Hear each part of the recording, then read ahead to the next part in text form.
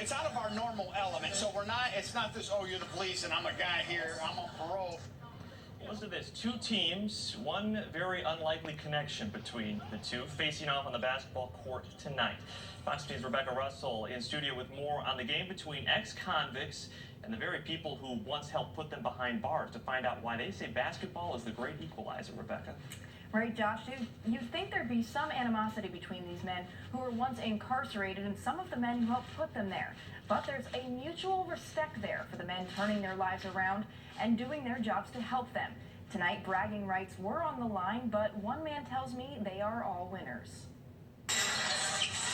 On the surface, it's just a game, but look a little closer. I say unity. I mean, you know, it's just point blank unity on both sides. Willie Walker, once incarcerated, but now a changed man. I really wanted to change, so I made a decision while I was incarcerated that this is the new life. So when I came home, it was just easy for me to adjust to society. Walker's a member of the 70x7 program, rehabilitating those who get out of prison back into society, and putting on this game Saturday night.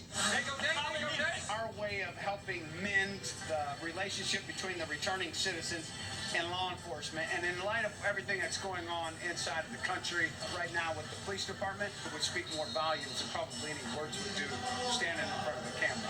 Nate Johnson aims to mend the relationship between ex-cons and law enforcement with personal experience. One of the police officers that helped me out put this thing together actually used to chase me around when I was selling drugs, and him and I had got connected after I came home. He had heard about some of the stuff that I was doing and wanted to see if it was really real, so I had an opportunity to sit down and talk to him. Law enforcement seeing something that was once a negative turn to a positive. We want to just come out and have a good time and show that spirit of solidarity that, you know, we all have jobs to do, but at the end of the day, I want to see everybody succeed. The game getting competitive, but a mutual respect between the two teams, keeping it fun. We made a choice to break the law, and they're here to uphold the law. And so, hey, if we put things in the right perspective and we deal with it in reality, then we can adjust our thinking to think properly about the police and realize they're not our enemies, but they're here to protect us. And yes, it is all in fun, but a final score of 37-36. The ex-cons beat the cop by 1 point. And you know what, Josh? Wow. The police beat the ex-cons last year, so next year Is really when it's all it's on the going line to be here. pretty interesting. Best out of three. What an Yeah. interesting dynamic that you don't normally expect to see there, and good that everyone, you know, from law enforcement who wants to see everyone, you know, succeed no matter what, and the one guy saying, hey, we chose to break the law, so now we're trying to make right.